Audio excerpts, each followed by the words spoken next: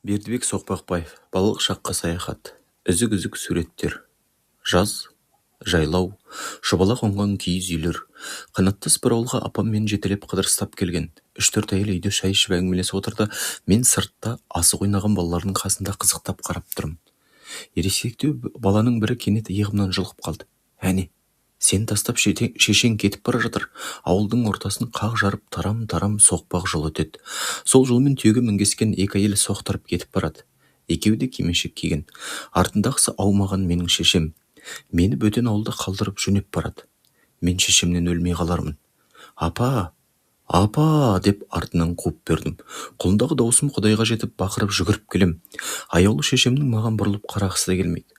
Апа, апа! Бақырудан өңешім жыртыла жаздайды. Жол шетіндегі үйлердің адамдары бәрі маған қарап қалған. Тек шешем ғана қарамайды. Ұзын аяқтарымен тайраңдай желген жүрдек түйе оңайлықпен жеткізбейді. Бір әйел көлденеңнен дауыстап, әй қатын, балаң жылап келеді, деді. Шешем енді ғана маған жалт бұрылып қалады. Сөйтсем, шешем деп жылап келе жатқан адамы мүлдем бөтен. Алдындағысы да мен танымайтын басқа ел. Өз шешем сол әлгі шай ішкен үйде тұр. Уақыттың көбін су бойында өткіземіз. Су бойында ойнаймыз. Міне, енді қалжырап үйге қайтып келем. Қарнымда түк қалмаған, ашпын. Шешем құр талқан берді. Дәмсіз қара талқан. Жейін десем тамағымнан жүрмейді. Біздің ауылдан жоғары 1 шақырымдай жерде Киікбай ауылы. Сонда күйеуге тиген немере әпкем тұрады. Қалай келгенімді білмеймін. Сол үйде қазанға қарып жапқан келеште нан жеп отырмын. Бір кезде есіктен шешем кіріп келді. Мені көріп жылап бас салды. Неге жылайтынына түсінбеймін. Сөйтсем, шешем аяқ астынан жоғалтып алған. Бүкіл ауылдан іздеп таппаған. Суға ағып кеткен деп ойлап есі қалмаған. Бұдан аз бұрын шешем мені осында ертіп келіп нан жегізген екен. Тағы да киіз үй тіккен көшпелі ауыл. Күз кезі болар. Жердің оты қашқан. Ауылға 4-4-тен сап түзеген салт атты көп әскер кіріп келеді. Бастарында шошақ төбелі шлем Буденовка. Мойындарында найзалы мылтық. Алдыңғы біреу желбіретіп қызыл ту ұстаған. Кілең шолақ құйрық аттар. Жұрт үйлерінің есіктерінен бастарын шығарып қарап қалған. Әскер ауылдан өлеңдетіп шығып кетіп барады. Дауыстарынан жер солқылдайды. Ауылдың қасындағы қара жолдың шаңын аспанға көтеріп қора-қора мал айдап өтеді. Атты жаяу адамдар малмен бірге кетіп бара жатады. Кейде мойындарынан айқастырып тапанша сумка салған. Айқай шу жылаған әйел қыздар. Бұл кәмпеске. Кешқұрым от басын айнала отырып алып үлкендер әңгіме шертеді.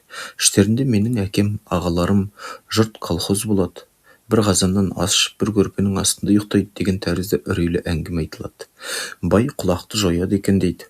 Бай түсінікті жоя берсін, ал құлақты неге жояды? Кесеме сонда? Түсінбеймін. Бәлшейбек, социализм, комсомол деген тәрізді оғаштау жаңа сөздер жиі айтылады. Пәленше комсомолға жазылыпты десе тыңдап отырғандар үдірейісіп қалады. Біздің үйдегі бірден бір хат танитын оқымысты сатылған ағайым. Ол үлкендігі тоқымдай қарала қағаздар ұстап келеді. Аға, бұл не? Газет. Газетте бұл ел үшін соны зат. Сатылған оқиды, басқалар жапырлап құлақ түріп тыңдайды. Содан соң газет олай депті, газет бұлай депті деп таратып әкетеді. Оқылған газет жыртылмайды. Үйге көрік беретін кілем орнына қабырғаға жағалы іліп қойылады. Әр жерінде адамның және бірдеңелердің суреттері. Мен суреттерге тамашалап қараумен болам. Мұншама ұқсас салғанына таңырқаймын. Аға, газет қайдан келеді деп сұраймын. Алматыдан келеді, өкімет шығарады. Алматы жер түбі үлкен қала екенін білем. Ал үкімет не? Үкімет ол осы жұрттың бәрін билейді. Байларды кәмпеске жасайды. Түсіндің бе? Мен басымды изеймін. Еміс-еміс бірдеңелер түсінетін тәріздімін. Жігіт болып қалған сатылған ағайым кішкентай ойық терезенің алдында тікесінен тік тұрып, кітап па, газет пе бірдеңе оқып тұр. Қарағым көргім келеді. Бірақ қазекең көңіл түскен жерден оя салған терезе тым биік, бойым жетпейді. Сатылғанның о жақ бұжағына шығамын, көре алмаймын. Ал бірақ көруім керек. Сатылғанның сол жақ қасында қабырғаға сүйелген келсап тұр. Келсаптың қасында сүйеулі шалғы тұр. Әлгінде шешем келсапты төсен шетіп, сапсыз шалғымен теріс сүрілгілеген. Содан соң екеуін қатар сүйеп қоя салған. Келсаптың қол ұстайтын жер ойық. Соған аяғымның ұшын тіредім де сатыға өрмелеген адамша созылып көтеріле бердім. Жалаң аяқпен. көтеріліп үлгермедім, аяғым тайып кетті де құлап түстім. Bir аяғымды құшақтап зығырладым да қалдым. Асыл шалғының ащы жүзі май табанымды ырситып сойып түскен. Бұрқ өте қалған қараған жаралы аяғымды шеңгелдеп ұстап алған қолымның сыртына көл көсір жайылып барады. Ас үйден шешем жетіп келді. Жараға киіз күйдіріп басып жатыр. Ыстық киіз қарып өлтіріп барады. Шыда, қан тоқтайды. Сүмбеден әжем бөпке келген. Әже, маған не әкелдің деп қалта-қалтасын ақтарып жатырмын.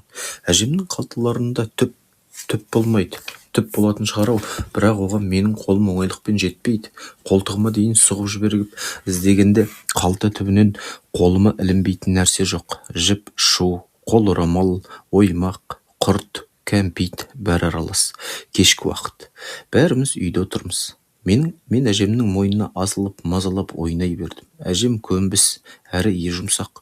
Мазаладың деп ренжімейді. Секіріп дауыс көтергенді білмейді. Қазандықтың алдына жайнап жатқан отты көрсетіп, ана отқа түсесің, қой дейді. Мен қоймаймын. Қой деген сайын ерегісіп кетем. Арт жақтан тағы да жүгіріп келіп, мойнына асыла кетем дегенде бөпке әжем еңкейіп қалсын. Мен екпінмен барып арасып домалап түсейін. Жайнап жатқан қызыл шоқтың тура үстіне құладым. Отырғандар шу ете қалды. Әсіресе шешемнің даусы аш шығып кетті. Мен және бір домалап шоқтың үстінен әр асып кеттім. Қазақшылап айтқанда Құдай қаққан, еш жерім күймеген. Шілденің ыстық күні. Әжем екеуміз сүмбеге нағашым үйіне жаяу келе жатырмыз. Даланың шаңдауыт қара жолы, жүргінші аз. Бойы шағын. Әжем аяғын тыпың-тыпың тез басады. Мен енесіне ілескен құлын тәріздімін. Біресе о жағына, біресе бұ жағына шығамын. Зорға ілесіп келем. Судың арғы өңірі ойпат, тоғайлы алқап. Одан әрі тау. Таудың әппақ басы күн нұрымен шағылысып, көзді ұялатады. Әжемнен ол әппақ не екенін сұраймын. Қар дейді. Жазды күнінде қар бола ма? Болады дейді әжем. Қызық, қалай шеріп кетпейді? Таудан бері жазық сары дала. Дала төсінде жарқырап аққан өзен, тау өзен. Одан әрі сары жазықтың бетінде темір пештің қызуына ұқсаған жалындаған ғажайып бір толқын байқалады. Жерден будақ-будақ шығып жатқандай болады. Мен қызықтап қарап көз алмаймын. Әже, анау алыстағы будақ-будақ толқын немене? Әжем оның сағым екенін айтады. Сағым деген немене? Түтін бе? Әжем күледі. Сағымның түтін емес екенін түсіндірген болады. Қасына барып қолмен ұстауға бола ма? Ақымақ неме. Сағым ол жел секілді. Желді қолмен қалай ұстамақсың? Жауыннан соң кемпір қосақ пайда болады. Дөңнің ар жағына жап-жақын жерде тұрады. Мен қанша рет оның қасына жақын бармақ болып жүгірдім, бірақ жете алған емеспін. Бір дөңнен ассам және бір дөңнің ар жағына секіріп шығып алыстай беретін тәрізді. Сағым да соған ұқсас болғаны ғой. Көруін ап-айқын көресің, ал бірақ жақындап қолмен ұстай алмайсың. Қызық. Бұған да менің ақылым жетпейді. Мен шаршай бастадым. Апа, сүмбе әлі алыс па? Бүгін ұшқа жетіп қонамыз. Сүмбеге ертең барамыз. Ұш алыс па? Жоқ, онша алыс емес. Мен әжемнің арқасында келе жатырмын. Аяқтарым тынығып жетісіп қалдым. Жолдың екі жағасы биік шилер, қияқтары желтілдеп қау болып көрінеді. Шидің арасы толы шырылдауық шегіртке, төңіректі мың құбылтып әнге толтырады. Екі көзі маржанға ұқсаған шекесінде екі тал қыл мүйізі бар ұзын сирақ қанатты көк шегірткені көк шөптен айыру қиын. Адам жақындаған кезде әндетуін қоя қояды. Әбден үстінен басар болғанда тыз етіп бір-ақ ұшады. Анадай барып лақтырған тасқа ұқсап торс етіп салмақпен қонады. Сосын сен ұзай бастағанда тағы да сайрап жөнеледі. Ұшта әлдекімнің жер үйінде отырмыз. Төте оқу дейтін сөз шыққан. Ауылдың бар адамын оқуға, хат тануға шақырады. Шалдарға дейін қойындарына қағаз қарындаш салып жүреді. Жұрт бір үйге жиналып сабақ оқиды. Оқытушы сатылған. Мен есікті ақырын ашып сығалап қараймын. Тақтаға жазылған әріптің біреуін сатылған өзінің зіңгіттей оқушыларының біреуінен мынау қай әріп деп таяқшамен көрсетіп сұрап тұр. Анау жауап бере алмайды. Шатып бұтады. Ол қай әріп екенін мен білемін. Есікті кеңірек ашып айқайлап айтып жіберем де тұра кеп қашам. Кейде сатылған оқушыларына дәптер, қарындаш үлестіреді. Бір дәптер, жарым қарындаш маған да тиіп қалады. Қарындаштың аздығынан екі адамға біреуін бөліп беретін. Қуанышым қойнына сыймай үйреніп қалған әріптерді шимайлап жазумен болам. Балалық шақтың аса ең арғы түкпірінен есімде қалған суреттер міне осы тәрізді. Біреуіне біреу жалғаспайды. Үзік-үзік. Мас болып немесе ұйықтап отырып көрген кино тәрізді. Басы болса аяғы жоқ, аяғы болса басы жоқ. Көгендеген қоздай уақыттың желісіне тізіп тастап рет-ретімен баяндауға келмейді. Қостөбе, застап шекара. Қазақстан картасынан Алматыны көзіңізді жұмып тұрып тауып алатыныңызға мен дауласпаймын. Астанаға дәл барып тірелген саусағыңызды енді тау сілеммен шығысқа қарай сырғытыңыз. Тоқтаңыз. Мен әңгіме етіп отырған үркердей шағын ауыл Қостөбе, міне осы арада, шекараның дәл түбінде. Менің Қостөбем, менің текесім. Әне бір көкшіл жіптей тартылған жіңішке өзенді көрдіңіз бе? Текес сол. Белгілі Іле өзенінің басы. Қостөбеде негізінен құрмандар тұрады. Құрманның Киікбай, Найза деп аталатын екі руы. Біз найзамыз, дұрысы бес найза. Бес найза екіге бөлінеді. Байназақ, жолыш. Біз жолышпыз. Бес найзалар ежелден жауынгер ұрыл болған. Рудың бес найза атануы да тегін емес. Бір үйдің шаңырағынан сорайған бес найзаның ұшы шығып тұрыпты. Содан бес найза атаныпты деген сөз бар. Текестің күнгей шығыс бетінде біреуіне біреу жалғаса біткен екі қырат төбе тұр. Қостөбе деген сөз содан шыққан. Қостөбенің тап іргесінен шекара күзететін қалашық застап орнады. Қазақтар застап дейді. Конфискациялау кезінде шекарадан ауа қашқан байлардың қора-жайлары ессіз қалған. Соларды жамап жасқап жөндеді де солдаттарға мекен-жай етті. Шекарашылардың көбі орыстар, қазақша білмейді. Бірлі-жарым қазақ солдаттар бар, аудармашылық жасайды. Украин, Беларусь дейтін де ұлттары барын қараңғы халық біле қоймайды. Түсі сарының бәрін орыс деп қарайды. Сонау Украинадан, ішкі Россиядан әкелінген басқа орта, басқа жағдайда өскен өрімдей жас солдаттар мұндағы тіршілікке бір дегеннен бейімделе кетпейді. Елге де, жерге де жұғымдары аз. Таулы аймақта жөн тауып жүріп тұрудың өзі олар үшін әуелгі кезде оңайға түспейді. Сондықтан солдаттар шекараға нарядқа барып қайтқанда адаспас үшін олар жүретін соқпақ жолдардың бойына сырғауыл ағаштар қадап, ол ағаштардың бастарына сыпырғыз тәріздендіріп буған шөптер байлап қойған. Мал адамның бауыр еті. Ауылда күнде жиналыс, елді коллективке тарту. Салақтатып сумка салған өкілдер келеді. Өкіл келсе жиналыс шақырылады. Қараңғы халық аңқау бала тәрізді, кім не айтса ауыздарын ашып тыңдайды. Өкіл боп келген адамды Құдай көреді. Колхоз жөнінде, болашақ өмір жөнінде неше алуан гу-гу әңгімелер. Колхоз болмайын деп қашып жатқандар да бар. Қазақтың бар өмірі малмен байланысты. Мал тамақ, мал киім, мал көлік, мал отын, отқа мал тезек жағылмай ма? Мал баспана, киіз үйдің бар жабдылғысы малдың жүнінен жасалмай ма? Жер суға сыймай жататын малдан бұл кезде тамтық қалмаған. Қазекең мал бағудың ғасырлар бойғы азабынан құтылған. Мал жоқ болған соң енді әлгі аталғанның бәрі жоқ. Жеуге тамақ болмағаннан өткен аянышты не хал бар екен? Жоқшылық тек біздің өлкеде болмаса керек. Ішкергі Алматы, шелек төңірегінен жан бақсыз деп жегжат жұрағаттарын сағалап шұбырып келіп жатқан жұрт. Түр-түстерінен кісі қорыққандай. Көктем, күн қызу. Ауылдың қасындағы төбесіз ескі тамның біреусін бір жас жігіт мекендейді.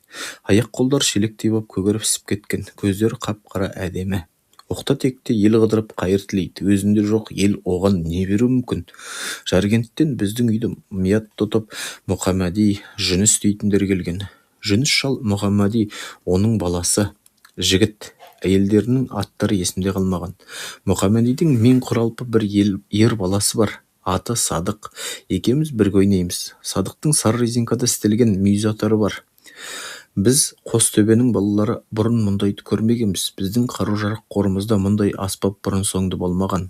Біздің қаруларымыз садақ, сақпан. Бұнымен атса адамды өледі дейді Садық. Біз сенеміз. Керемет қаруына бола басқа балалар Садықтан именеді. Адал еттеден Жүніс Мұхаммадилерде бір кәрілеу тұрат бар. Бізде түк жоқ. Екі үйдің аяқ лау етері сол ғана. Отқа жағатын көк тал тоғайдан сонымен әкелінеді. Ауылдың дәл қасындағы түбекшеге тұсап қойған торат бір күні тұсауымен текеске түсіп өліп қалыпты.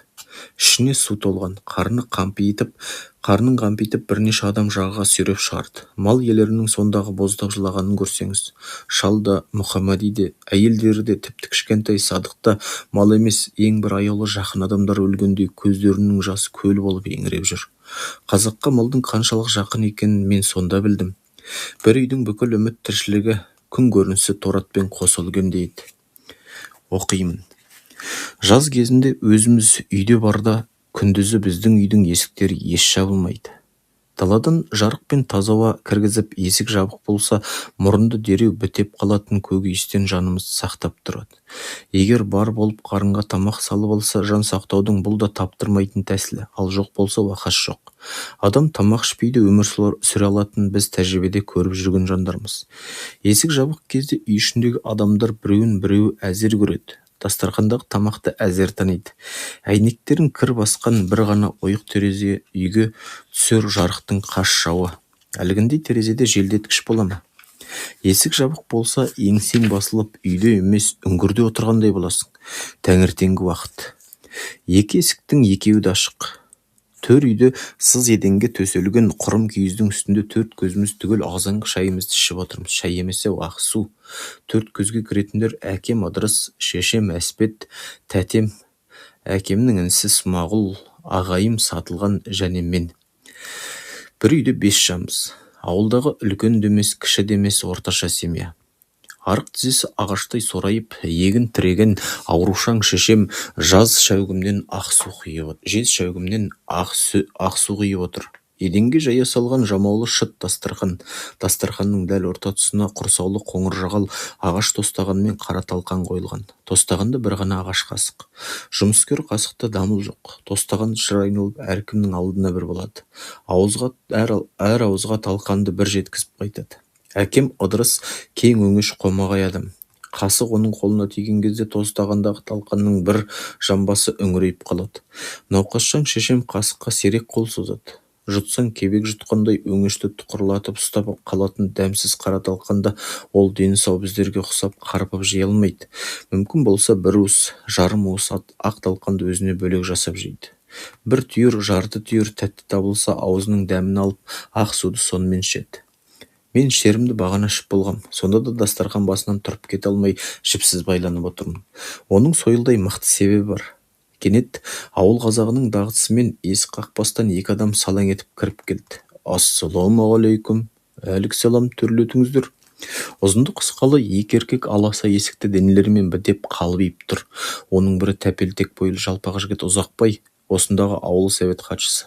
Екіншісі дембелші толық денелі ақсары жігіт Бейтаныс. Ұзақбайдың қолында папкасы бар. Мен оның папка ұстамай жүргенін көрген емеспін. Бейтаныс жігіттің де қолында кітап қағаздары бар. Шайға келіңіздер, деп әкем мен ағаларым былай-былай сырғып, тосыннан салаң ете қалған қонақтарға төрден орын босатысып жатыр. Папка қағаздарын төрдегі жүктің үстіне қойды да қонақтар отырысты. Бейтаныс жігіттің кигені қайырма жағалы сырт жейде, галифе шалбар етік. Беліне жалпақ қайыс белбеу буынған. Кепкасын шешіп, оны да жүк үстіне қойып жатыр. Басы қасқа бас екен. Жылтыр кең маңдайы алагеуім үйдің ішінде жарқ ете қалды. Тосын кісілердің келуіне байланысты туған аз қарбалас маған жақсы болды. Дастарханның шешем жақ бұрышында шоғыр болып 4-5 тал домалақ арзан кәмпиттер жатқан. Манадан сұғымды қадап тұрып кете алмай отырғанында сол еді ғой. Қолыма ілінген бір тал кәмпитті көз ілеспейтін жылдамдықпен қақшып алдым да мендағы қонақтарға орын босатқан болып түрегеп кеттім. Ұры-мысықша жымып есікке қарай жөнеп барам. Дәл осы кезде Ұзақбай, «Ей, тоқта!» деп дауыстап қалсын. Селк етіп тоқтай қалдым. Қолға түсті деген осы. Ұзақбай үлкен басын әкеме қарай бұрып: «Адеке, мына балаңыздың жасы 8-ге толды ма? Нешеде? Қайтеді? Биыл біздің ауылда мектеп ашылады», деді Ұзақбай. Мына кісі бала оқытуға келген мұғалім.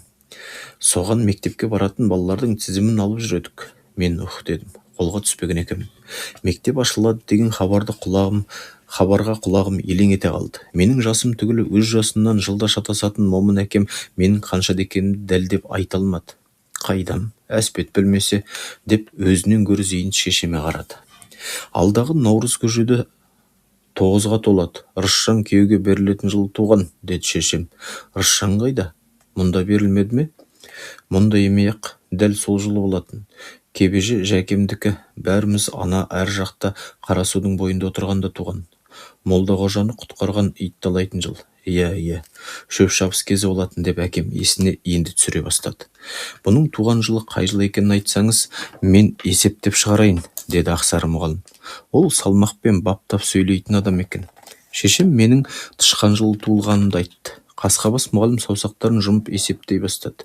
Тышқан жылы болса, тышқаннан кейін сиыр, 1, сиырдан кейін барыс, 2, барыстан кейін қоян, 3, қояннан кейін ұлу, 4, ұлудан кейін жылан, 5, жыланнан кейін жылқы, 6, жылқыдан кейін қой, 7, қойдан кейін соң мешін, 8, биыл мешін. Дұрыс айтасыз, балаңыз 8 жасқа толып отыр, енді 9-ға қараған, оқу жасына толыпты. Қасқабас мұғалім тізімге жазбас бұрын оқығың келе ме деп сұрады. Мен құлшынып келеді дедім. Өмірі тіл сындырып оқу-оқымақ түгіл оқулық дейтін нәрсені қолға ұстап көрмеген дүм қараңғы әкем үшін оқу ол менің қолымнан келе қоятын нәрсе емес. Бала неме ми ашып кетіп жүрмесе деп ол мұғалімнің бетіне шүбәлана қарады. Ашымайды, оқимын дедім мен. Біздің үйдегі бірден-бір оқудың дәмін татып көрген адам Сатылған ағайым. Ол бұдан 4-5 жыл бұрын осы ауданның Қолтық дейтін жерінен 3 класс оқып келген. Сатылған мені қостады. Оқиды. Мектеп. Қостөбеде мектеп ашылатын бопты. Бала оқытатын мұғалім кепті. Деген қуанышты хабар әр үйдің түндігін бір желпең еткізді. Бұған әсіресе балалар емес. Сіз тақыр шөлге су келгенін көргеніңіз бар ма? Бұл аспанның нұр жауғанмен бірдей. Жұрттың бәрі қуана дабырласып, мәз мейрам болсады. Үйден үйге жүгіріп, су келді, су деседі. Ғасырлар бойы қараңғылықтан соққы жеп келген халыққа жарқырап білім сәулесінің жетуі қуарған қумекен шөлге тіршілік нәрін алып сыбдырап су жеткенмен бірдей еді. Үркердей аз ауыл Қостөбеде бұған дейін жаңаша мектеп болмаған.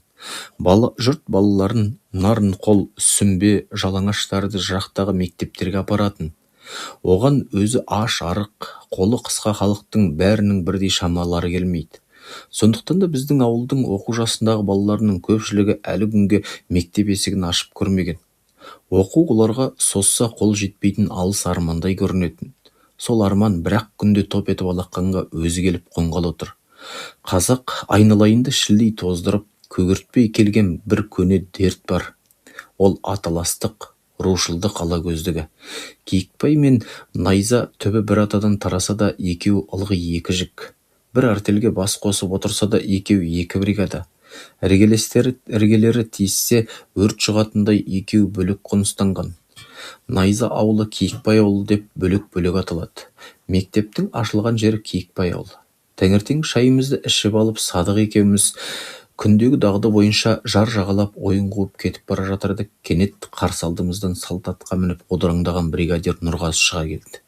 Бізді мал қайырғандай қайырып: «Әй, қайтыңдар, мектепке барасыңдар. Бүгін оқу басталатын күн екен, білесіңдер ме?» «Қайдан білейік? Бүгін сентябрьдің 1-і, оқу басталатын күн екен. Бүкіл жан тәнім ойынға бейімделіп келе жатқандықтан мен әнеу күні оқимын деп тізімге құлшынып жазылғаныма тап осы арада қатты өкіндім. Қазір маған оқудан ойын 1000 есе қымбат еді. Оқудың бүйтіп міндет болып келетінін мен қайдан білейін? Мойынға бұғалық болып түсерін қайдан білейін?» Нұрғазы еркімізге қоймады. Алдына салып айдап алды.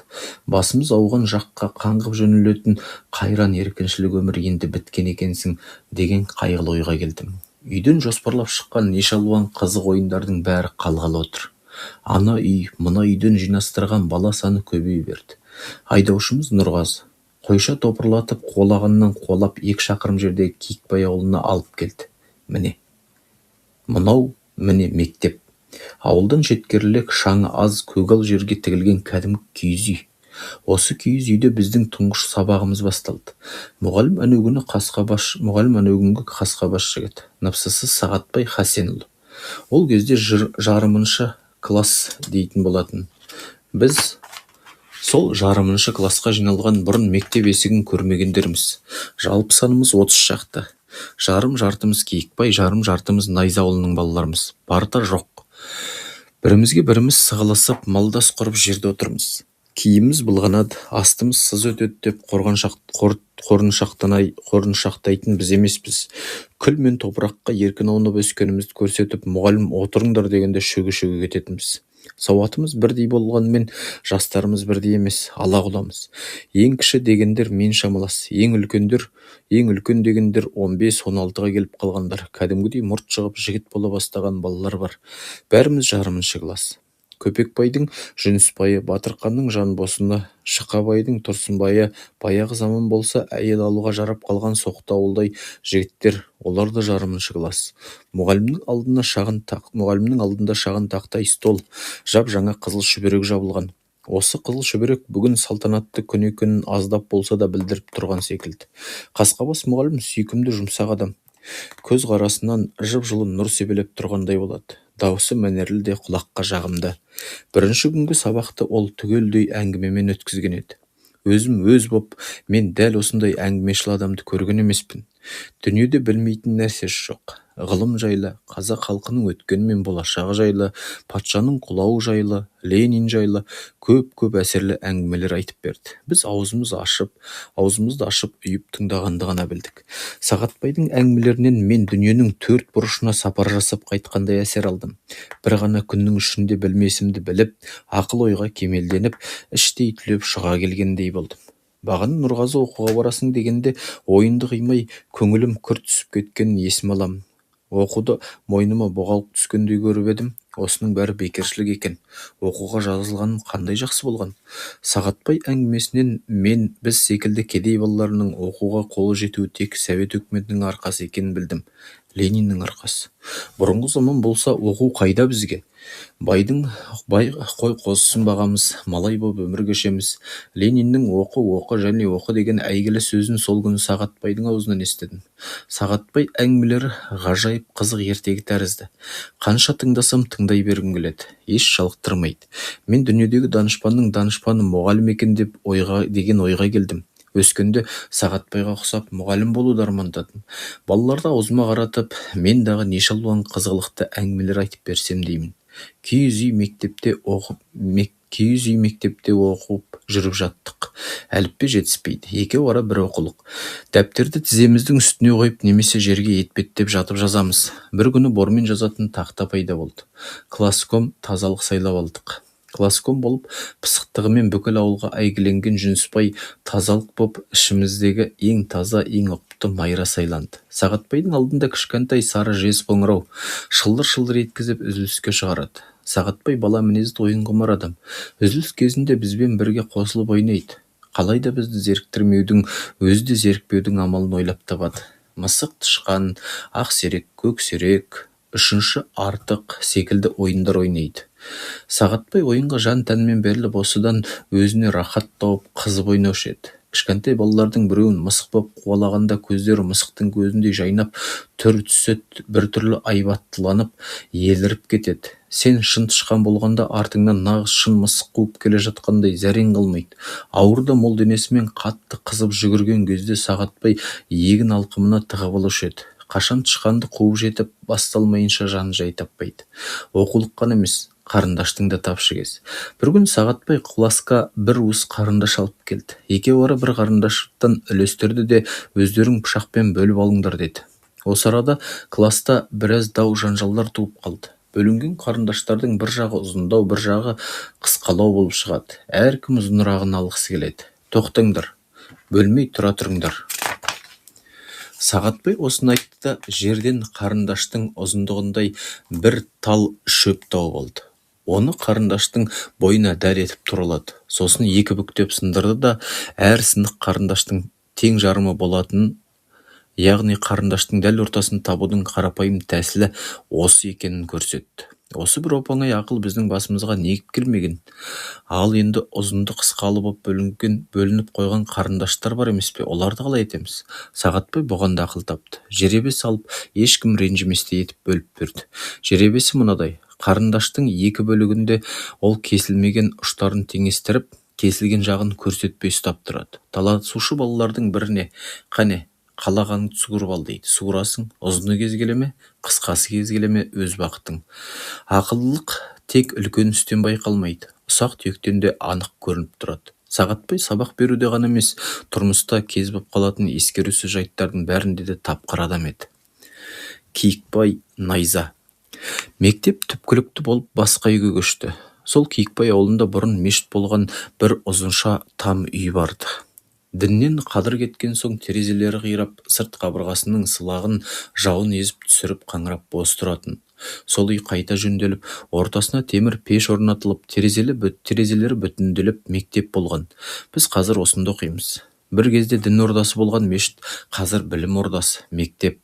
Жалпиып жерде отырудан құтылғанбыз. Қозғалсаң, шиқыл салып бірге қозғалатын ыңыршақ ұзын парталар пайда болған. Сағатбайдың үйі мектептің бет алдында жақын. Сабақ соңынан ол бізбен хош айтысады да сол арада қалып қояды. Киікбай ауылының көпшілік үйлері мектептен берірек Батырбай түбек атылатын шағын түбекшенің аузында. Сабақ соңынан жол айрығына дейін Киікбай найза болып бірге келеміз. Киікбай балалар осы арада төмен бұрылып кетеді де, найзалар қара жолды бойлап ауылымызға тура тартамыз. Қай күндер дәл осы жол айрығына жеткен кезде кеудені құрт боп жайлап алған рушылдық алакөздігінен туатын сойқанды уақиғалар басталып кеп кетеді. Бұл індет, бұл жексұрын ауру балаларға үлкендерден жұққан. Пәленің басы Киікбай найза деуден басталады. Жік боп бөлектеніп шыға келеміз. Біреуміз қалайда кемсітуге тырысамыз. Найзалар Киікбайды, Киікбайлар найзаны жамандап өлең айтамыз. Найза, на құрыс көкесектің сүтін іш. Ал шыдап көр мықты болсаң. Сөзбен жамандасу өршіп шегіне жетеді. Енді ашықтан ашық боқтасу кетеді. Боқтасудың арты төбелес. Надандықтан туатын осы бір жікшілдікті өте-мөте қоздырып, еліріп тұратындар төбелес қой жуан білек балалар. Оларға қандай жолмен болса да шатақ шығару керек. Ең оңай, ең сыналған сенімді жол әлгі Киікбай найза. Бір күні мұғалімнің қарасы көзден таса болып, жол айрығына жеткен кезде дағдылы майдандасу басталды. Әуелі төбелес қой ересек балалар шартпа-шұрт қойғыласып қалды. Ұр Киікбайды, ұр найзаны. Бұл ұран делебесін қоздырмайтын жан жоқ. Бізге кішкентай балаларға дейін желігіп қым-қиғаш қойғыластық та кеттік. Бұндайда бейбітшілік сақтайтындар тек қыздар, олар төбелеске араласпайды. Кімді кім жеңер екен дегендей шетке іркіліп шығып қарап тұрады. Найзаның қарасы молдау. Әрі біздің балалар ересек. Найза еңсеріп, Киікбайлар шайлап қаша бастады. Біз тырқыратып қуып келеміз. Ұр Киікбайды, ұр! Киікбай ауылы әлгі арадан жап жақын. Менің нәзіктігіме қарамастан өзім қатар балалардың ішіндегі төбелес қойдың бірі едім. Шатақ шығар жерді іздеп жүрем, шапшаң жүгірем. Оспан дейтін менімен өшігіңкіреп жүретін бір баланың соңынан түсіп алғам. Жетсем желкесінен бір түйсем деп еліріп қуып келе жатырмын. Ауылдың қақ ортасына келгенімді бір-ақ байқадым. Өкпе тұстағы бір үйдің қалқасынан бақан ұстаған ересек бала шыға келді. Ол да Киікбай еді. Ұзын бақанмен басымнан қас қайтып салып қалды. Мен жасқанып та үлгермедім. Шекеме дәлдеп тиген ауыр соққы дың ете қалды да басымның бүкіл бір қапталын жарып түскендей болды. Көзім қарауытып, жер дүние айналып дөңгеленіп барады. Таяқ тиген шекемді ұстай алған кезде қолыма жып-жылы боп аққан қан білінді. Үйде жер төсекте жатырмын. Шекемдегі жараға шешем киіз күйдіріп басып, домбаздай етіп байлап берген. Әрі оңай, әрі даяр ем. Ақ бақанның не болғанын білмеймін. Ал менің басым әжептәуір зақымданып қалған екен. Ісік кернеген оң көзім жылтырап зорға ашылады. Үстімдегі жейдемнің бір қапталымен омырау қызыл жосаған. Дәрігер дегенді біздің ауыл білмейді. Амбулатория емхана осыдан 12 шақырым Нарынқолда ғана бар. Аурулар ішінара соған барып емделеді. Әйтпесе негізінен ауылдағы бақсы балгердің ақылымен өздері емдейді. Мені ешкім дәрігерге апарған жоқ. Апаруға жағдай да жоқ. Бас сүйегім сынғаннан сау ма, сау емес пе, оны рентген арқылы зерттеп білу мұндағы жұрттың ойы түгіл түсіне де көрмейді. 2-3 күндей сабаққа бара алмадым. Шешеме салса, енді тіпті мені мектепке жіберетін түрі жоқ. Биылша оқымай-ақ қой. Келер жылы бұдан гөрі есейіңкірегенде барарсың дейді. Менің хал жағдайын білуге біздікіне әдейілеп Сағатбай келді. Болған уақиғаны түгел естіп білген, ашуланған. Балалар арасында руға бөлінушілік болмасын деп қатаң тыйым салған. Найза ауылы, Киікбай ауылы деудің орнына Сағатбай бізге 1-ші бригада, 2-ші бригада деп айтыңдар дейтін еді. Бара-бара осыған үлкендер де үйрене бастады. Көпекбай және оның балалары. Көпекбай ұлы Жүнісбайдың қолына класкомдық тізгінін тимей-ақ тұр екен. Арба қамшыдай шартылдап, ол енді бізді бір шыбықпен айдайтын болды. Жүнісбай кластағы ересек баланың біреуі. бойы сұңғақ талдырмаш сіріңке өңді. Мінезі әрі шапшаң, әрі қызба, сабаққа алғыр. Мұғалімнің аузынан шыққанды заңдай көріп, шаш ал десе бас алуға дайын лыпып тұрады. Жүнісбай найза да Киікбай демес, ішкері шелек маңындағы қыстық дейтін рудан. Найзаға жиен. Әкесі Көпекбай осыдан 3-4 жыл бұрын үйелмелі-сүйелмелі 4 ер баласы мен шүйкебас момын әйелі әйнекті шұбыртып, жекжат жұрағаттарын сағалап, жанбағыс іздеп келген. Көпекбай үйінің сол кездегі өзгеше жүдеу халі менің көз алдымнан әлі күнге кетпейді. Ауылдан шеткерек тігілген 3-4 керегелік сомпиған шұрық тесік құрым үйлері болушы еді. Таңертең сол құрым үйдің ішінен әдейі кісі қорқыту үшін солай киінгендей алба-жұлба, шаштары құлақтарын жауып өсіп кеткен балалар өре шығып, киіз үйдің сырт босағасына тізіліп, күнге қыздырынып тұрады. Ең үлкені бәзіл жігіт болып қалған. Одан кейін Жүнісбай, Жүнісбайдан кейін Қожақан, Қожақаннан кейін Мәсімбай. Арылары 2-3 жастан ғана. Біреуінен біреуі сүйемдей аласарып, белбеуге арқаларын тіреп тізіледі де тұрады. Әлдекім бойларына қарай әдейі тізіп тұрғызғандай. Істеуге іс жоқ, ішуге тамақ жоқ, күн нұры мен таза ауаны қора кетіп маужырап тұрғанды біледі. Ара-тұра бала мінездер ұстап, бірін-бірі бүйірге түртіп ойнапты қояды. Алба-жұлба киімнің жыртығынан жылтылдап, жалаңаш еттері көрінеді. Бір ғажабы осынша ауыр тұрмыста жүрсе де, Көпекбай балалары шетінен пысық, көздерінде шақпақтың отындай лыпылдаған от, жігер бар. Көпекбайдың өзі еңгезердей тіп-тік шошқа сақалды, қара торы жүзі ызбарланып ашумен қарайтын зор дауысты адам. Қараша үйдің көлеңке жағыргесінде сыртта ол қашанда қамшы өріп, немесе аяқ киім жамап, әйтеуір бір ісмерлік істеп отырады. Басында тер сіңген қара тақия, бұтында бурасан тер шалбар, аяғында қонышымен жұлығына жамау түскен жеңіл мәсі етік. Жоқшылықтың тепкінін қанша жесе де, Көпекбайдың жүні жығылмаған, еңсесі түспеген. Тек болар болмасқа қабаған ит тәрізді арс ете қалатын ашуланшақ. Балалар Көпекбайдан керемет қорқатын еді. Оның алдында аяқтарының ұшынан жорғалайды. Әкелер Жүнісбай немесе Мәсімбай деп дауыстап қалғанда, аты аталған бала қандай қызық ойынды болса да тастай салып жүгіреді. Әкелерін екінші рет дауыстатқызбайды. Екінші рет дауыстаса, одан әрі арқанды осып-осып түсетін қамшы дайыр тұратынын олар жақсы біледі. Көпекбай өте-мөте әйеліне қатал еді. Тұрмыстың зардабына деген ашуын содан алмақ болғандай шүйкебас момын әйнекті кейде ол үйден үйге қолап сабайды. Қолына не ілінсе сонымен ұрады. Жеткен жерде зілдей ауыр аяқтарымен аяусыз жаншып тепкілеп жатады. Ашуланған кезде Көпекбай құтырған бура тәрізденіп кетеді. Оңайлықпен араша бермейді. Араша түсетін Көпекбайдың 4 баласы. Әлжуаз байғұс шешемізді біржолата өлтіріп қоймасын дегендей, олар шыр-шыр етіп Көпекбайдың қолына, аяғына жармасады. Бір уыс әлсіз әйнек өздерінің сәби денелерімен бір күйді. Аяулы аналарына жанын аямай пана болып, ол үшін басы көздерін Көпекбайдың аяусыз қатты соққысына тосады. Екі көзі қанталап құтырған бура ештеңеге қарамайды. 4 баланы 4 жаққа допша лақтырып, әйелін мылжалап сабай береді. Таяққа көмбіс болып алған әйнек өлмейді де мертікпейді. Артынан басы көз көгала болып түрегеп үй шаруасын істеп жүреді. 3 бүтті ошақ темірге қара шәугімді асып Көпекбайға шай қайнатып береді. Әңгіме тұжырымды болу үшін уақыттан 7-8 жылдай алғызып Көпекбай семьясының кейінгі тағдыры жайлы айта кетейін. Кейін заман оңала бастағанда Көпекбай балалары шеттерінен жігерлі, қасқыр жігіттер болып ержетті. Тұрмыстарын тез түзеп алды. Бәзілі колхоз құрылысын қолдан тұрғызған еңбеккер азаматтың бірі еді. Отан соғысына дейін колхозда бригадир болып істеді. Әйел алды, бала сүйді. Жүнісбай бәзілден асып кетті. Ол ғажап зерек оқитын еді. Кластан класқа мезгілсіз аттап, ол кезде бұған жол берілетін. 10 жылдықта бізден бұрын бітірді. Армияға алынды. Офицерлік училищеде оқып жүріп 1940 жылдың Қызыл алаңдағы 1 май әскери парадына қатысты. Жүнісбайдан үйлеріне хат үзбей келіп тұратын. Әскери формамен қатып түскен әдемі суреттерін жіберетін. Жарау аттай қағылез, бойшаң жігітке солдат киімі әдейі сол үшін тігілгендей керемет жарасатын. Әлгі суреттерді бүкіл ауыл болып тамашалап көретін едік.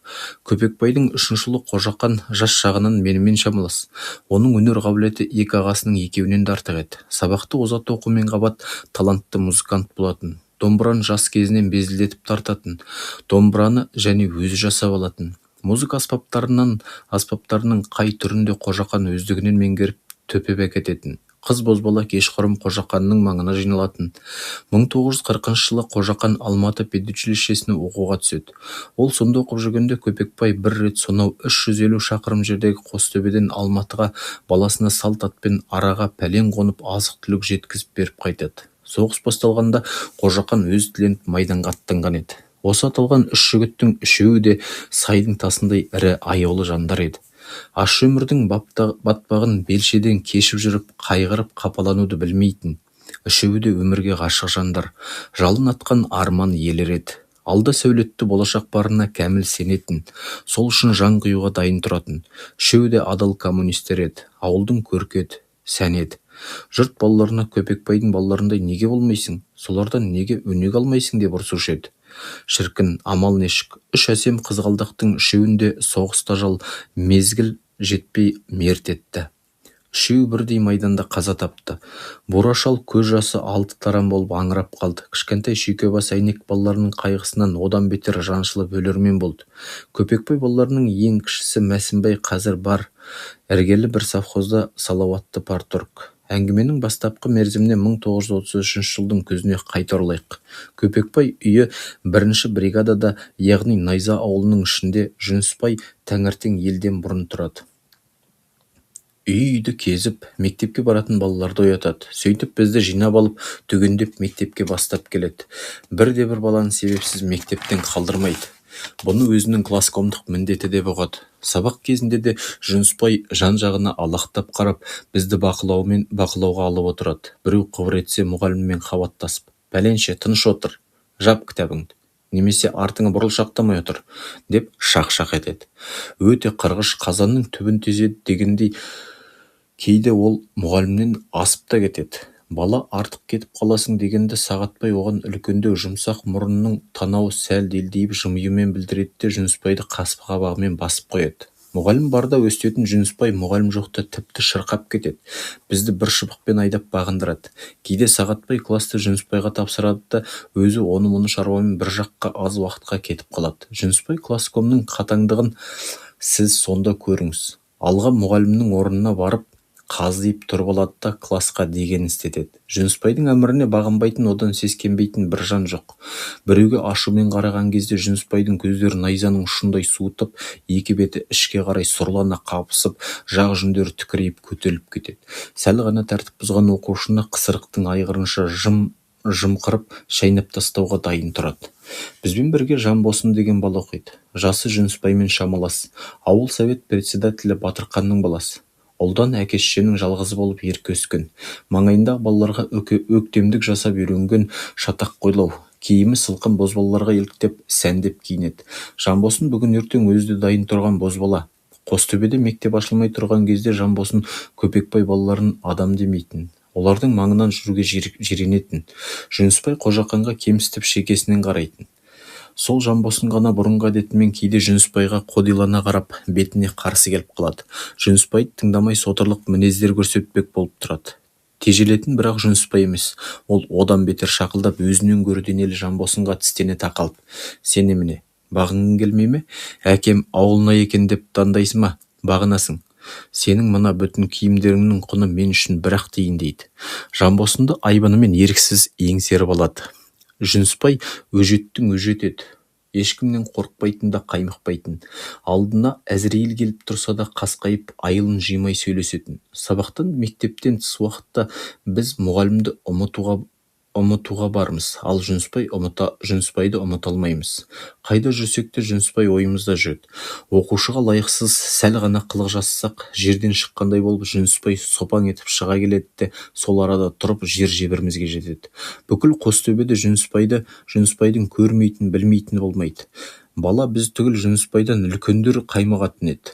Біреудің бір арқа шөп әкеле жатқанын көрсе, ол тергемей жібермейді. «Мына шөпті қайдан әкеле жатырсың? Колхоздан ұрлап алған жоқсың ба?» дейді. Шүбәләнсе кеңсеге бар ертіп келеді. Біреу қой сойса, колхоз қой емес пе? Өз қой ма? Дереу біліп алады. Жүнісбайды анадайдан көрген жұрт Көпекбайдың осы баласы өскенде не болар екен? Қырар біреуді, қырар, деп жағаларын ұстайды. Майра. Ауыл совет председателі Батырқанда бір ұл, екі қыз бар. Ұлы Жанбосынды оқушы азды көпті біледі. Тетелес екі қыздың үлкені Майра, кішісі Сайра. Қазақ балаларының аттарын ұйқастырып қоюға құмар болады. Шешелері Айсұлу кербез келбетті адам. Үй ұстау, бала өсіру керемет. Екі қыз егіз қоз тәрізденіп бірдей киінеді. Аршыған жауқазындай тап-таза болып жүреді. Қазіргідей жоқшылық қиын кездің өзінде Айсұлу балаларын елден ерек жұтындырып қояды.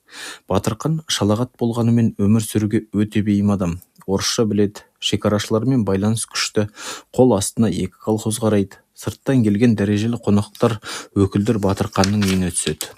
Қостөбедегі бір-екі күйлі тұратын семьяның біреуі осы Батырқандікі. Кластағы ең таза оқушы Майра болғандықтан біз оны тазалық жетіп сайлағанбыз. Майра шешесі Айсұлуға тартқан пысықта сүйкімді қыз.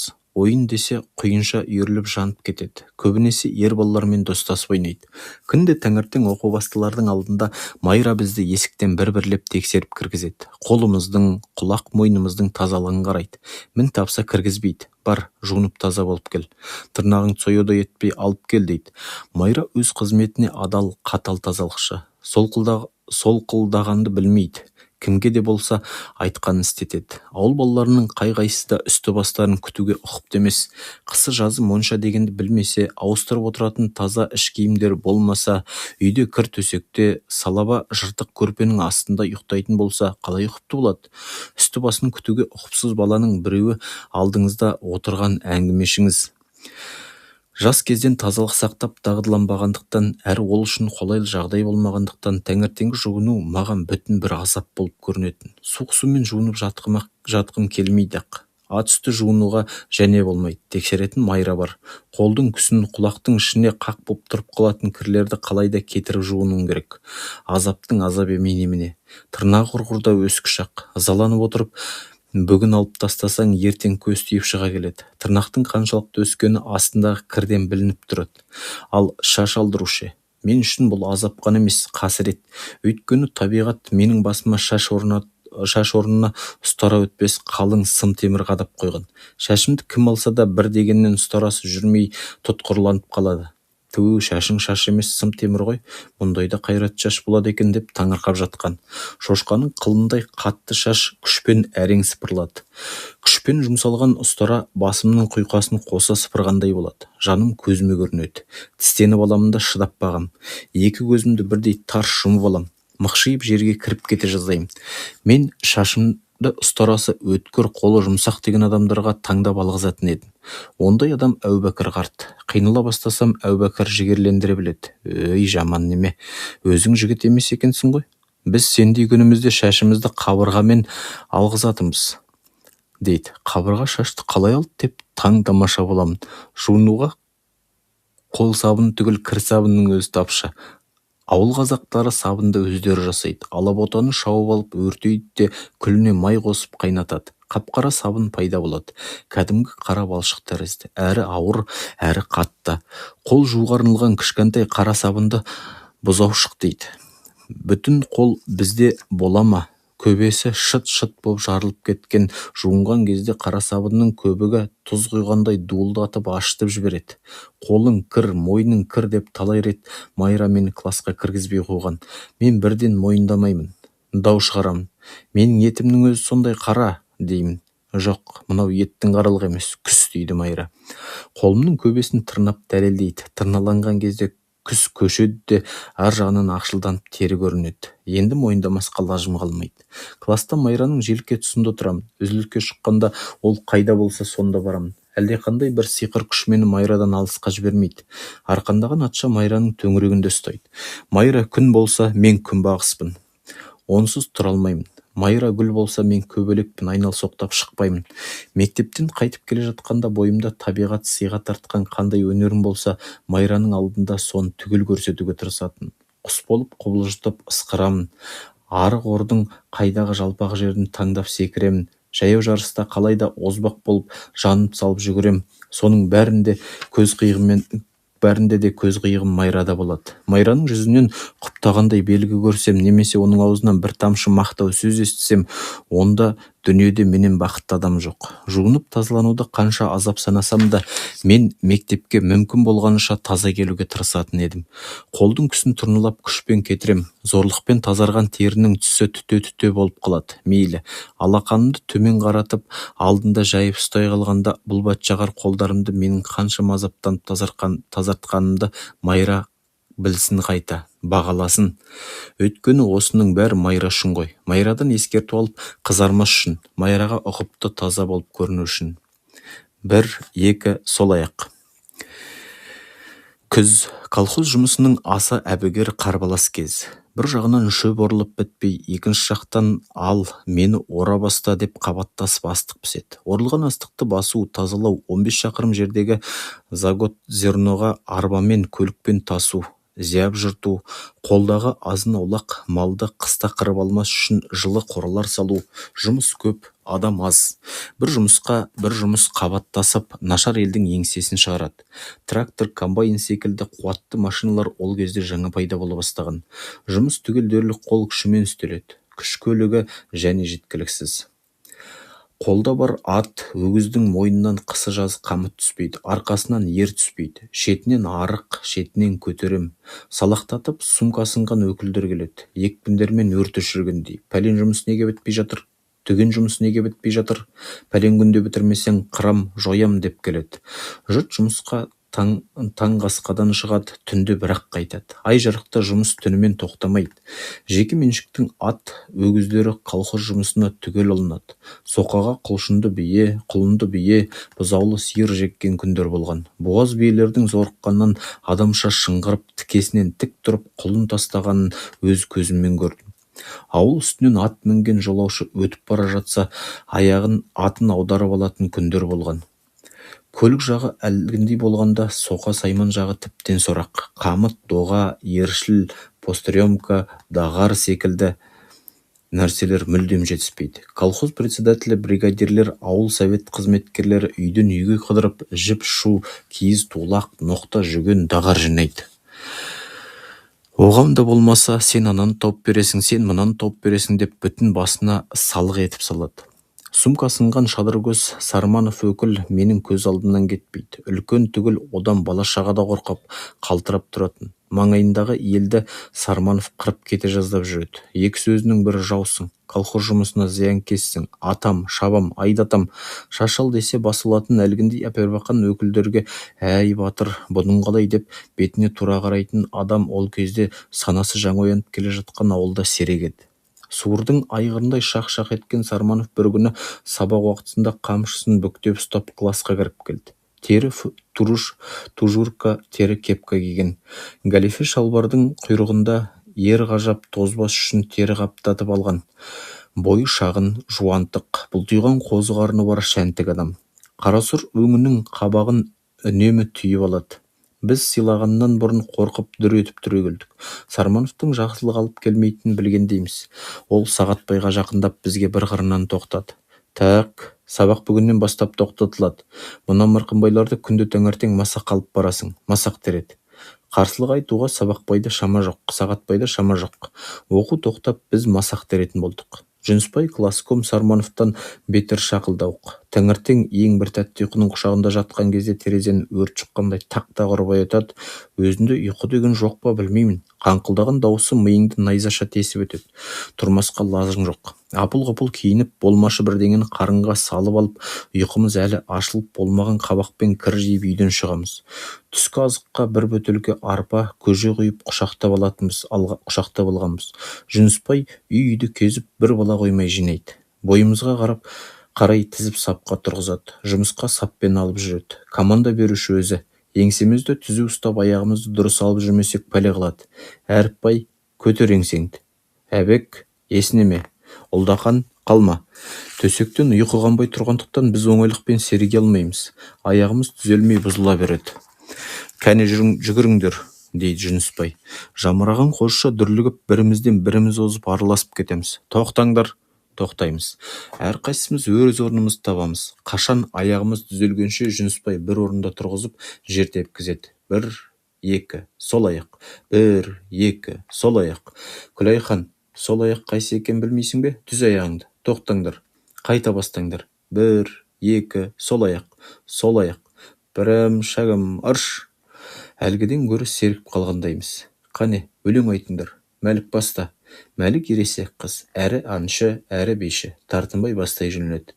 Ленин біздің атамыз, саясына жатамыз, қарсы келген дұшпанды қақ жүректен атамыз. Жамырап кеттіңдер, жамырамай жөндеп айтыңдар, дейді Жүнісбай. Және бір өлең басталады. Біз жастар жұрттың таңын атырамыз, дұшпанды су түбіне батырамыз. Еңбекшел қызыл туын тіккен жерге кедейдің бар баласын шақырамыз. Қайырмасы ахау, социализм, коммунизм, жасасын жер жүзінде ленинизм. Бойым кішкене болғандықтан менің орным саптың арт жағында. Бұған қорланам. Алға таман тұруды арман етем. Сапқа тұру басталғанда өкшемді көтеріңкіреп, немесе жердің төмпегін пайдаланып қалуға тырысам. Әсіресе қыздардан да кейін тұру намысымды шоқтай қаритын еді. Майраның бойы менімен шамалас. Сапқа екегіден тұрғанда ол менімен қатарласып қалады. Бұл кезде алғарақ тұруды арман етпеймін. Қолына қолым тиісіп, Майрамен қатар жүру ол мен үшін бақыт. Мен қу тілді тықылдаған пысық бала болдым. Сабақты тәуір оқимын.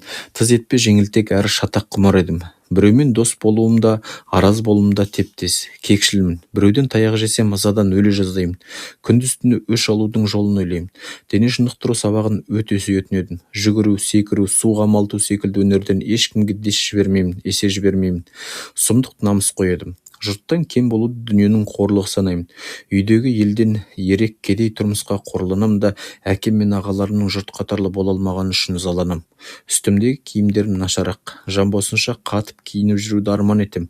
Ауылдағы бірден бір сылқым киінетін бала Жанбосын. Батырқанның баласы болып тумағаныма өкінетін едім.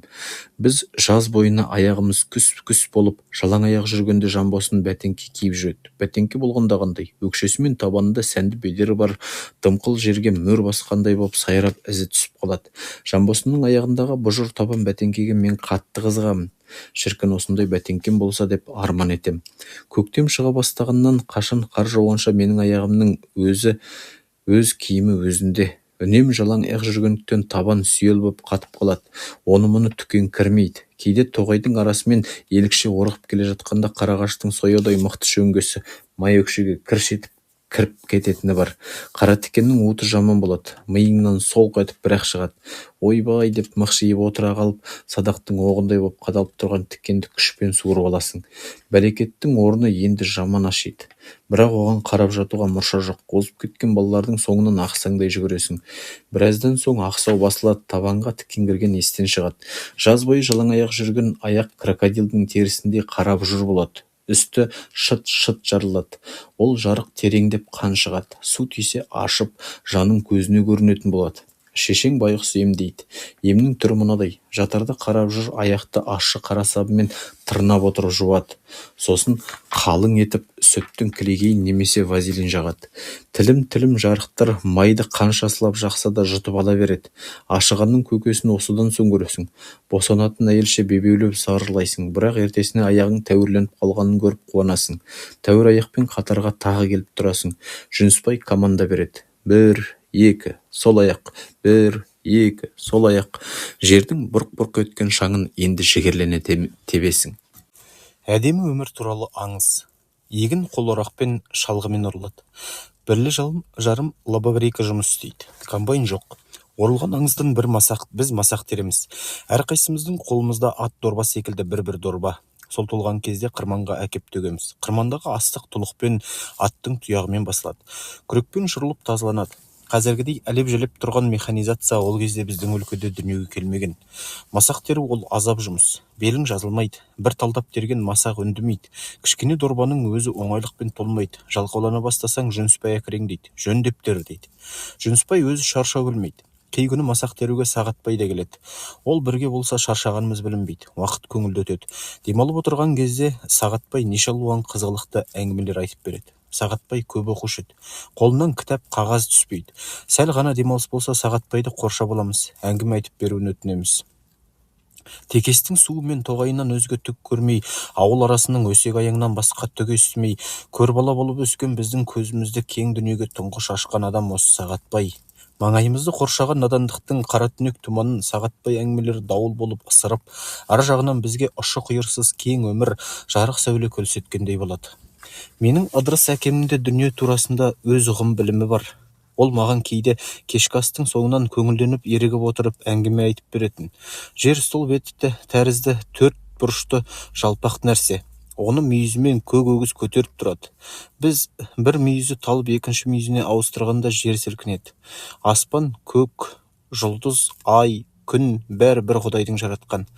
Өлген адам о дүниеге барады. Тозақ, пейіш дейтіндер болады, тағысын тағы. Сағатбай бұның бәрін басқаша айтады. Жер шар секілді домалақ. Әкемнің айтқандары мен Сағатбайдың айтқандары менің басымның ішінде таласқа түседі. Жер домалақ деген сөз ақылыма сыймайды. Жер домалақ болса, біз құлап кетпей қалай жүреміз? Өзен көлдер қалайша төгіліп кетпейді? Жер айналса, анау тау айналып, неге ана жаққа келмейді? Біздің басымыз неге айналмайды? Қандай қиын мәселе болса да Сағатбай біздің ұғымымызға лайықтап түсіндіре біледі. Шүбәлануға жол қалдырмайды. Сайып келгенде әкемнің айтқандарынан Сағатбайдың айтқандары беделді болып шығады. Саясат мәселесінде Сағатбай әдемі ертегідей етіп айтушы еді. 17-ші жылғы революция, патшаның тақтан құлауы, болашақ коммунизм заман туралы Сағатбай майын тамызып айтады. Ленин кім? Қазақ па? Дейміз. Соншама жақын болып жүрегіміздің түбіне орнап алған адамды қандас, бауырлас етіп, бір жола өзімізге қосып алмақшымыз. Біздің аңқау сұрағымызға Сағатбай мырс етіп күледі. Күлген кезде мейірбан көкшіл көздері одан бетер жадырап, жып-жылы болып кетеді. Лениннің ұлты орыс, дейді Сағатбай. Бірақ ол барлық ұлтты бірдей көрген. Орыс, қазақ деп бөлмеген. Ұлттардың татулығы, теңдігі үшін күрескен. Қазақтарды Ленин білген бе? Білген, дейді Сағатбай. Қазақтың отырықшылануы, ауылда мектептер ашылуы, осының бәрі де Ленин бастап кеткен іс екенін айтады. Ленинді Капланның қалай атқанын біз аса күйзеліспен тыңдаймыз. Ертегілерде неше алуан жауыздық істеп жүретін мыстан кемпірлер болады ғой. Каплан біздің көзімізге сол мыстан кемпірдің нақ өзі болып елестейді. Сосын ұстап алғаннан кейін Каплан не істеді? Атты ма? Капланды атпағанын, тек айдауға жібергенін айтады Сағатбай. Жоқ, біз бұған риза емеспіз. Ату керек еді Капланды. Ату аз, басын төмен қаратып азаптап іліп қою керек еді. Кескілеп, қинап өлтірсе сол лайық болар еді.